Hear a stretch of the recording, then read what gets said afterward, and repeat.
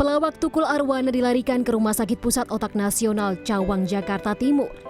Diduga Tukul mengalami pendarahan otak. Dilansir oleh cnnindonesia.com, kabar ini dibenarkan oleh sang anak Ega Prayudi. Ucapan doa dan menyemangati pun mengalir di media sosial. Presenter Vega Darwanti mengunggah kebersamaan dengan Tukul, meminta doa dari warganet. Di akun Vega, sesama selebriti seperti Indra Bekti dan Deswita Maharani turut mendoakan Tukul.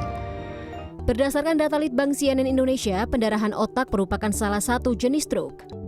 Terjadi saat pembuluh arteri di otak pecah.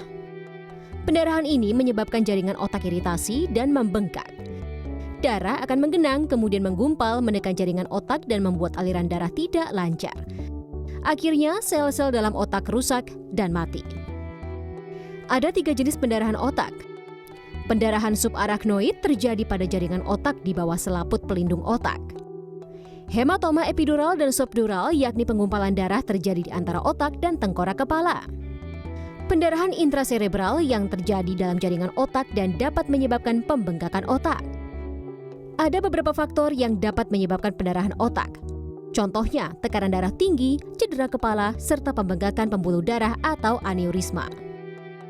Dokter spesialis saraf Arif Rahman Kemal pun menyebut waspadalah terhadap pendarahan otak jika punya riwayat keluarga dengan gejala stroke. Kita memang punya faktor risiko. Kita juga udah mulai sadar diri untuk mulai memeriksakan diri ke dokter.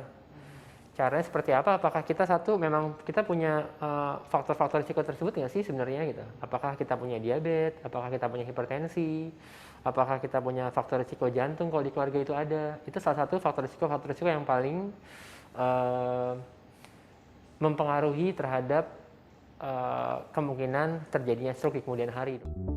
Waspadai beberapa gejala awal berikut ini, seperti jika Anda mengalami sakit kepala parah yang tiba-tiba, lemah pada lengan atau kaki, sulit berbicara, menelan atau berkegiatan lainnya, gangguan panca indera seperti melihat dan merasa, serta hilang sadar tiba-tiba.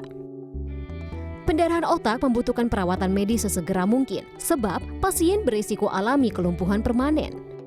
Apabila tidak ditangani dengan tepat, bisa berakhir dengan kematian. Tapi Anda bisa mencegahnya, salah satunya dengan mengontrol gaya hidup.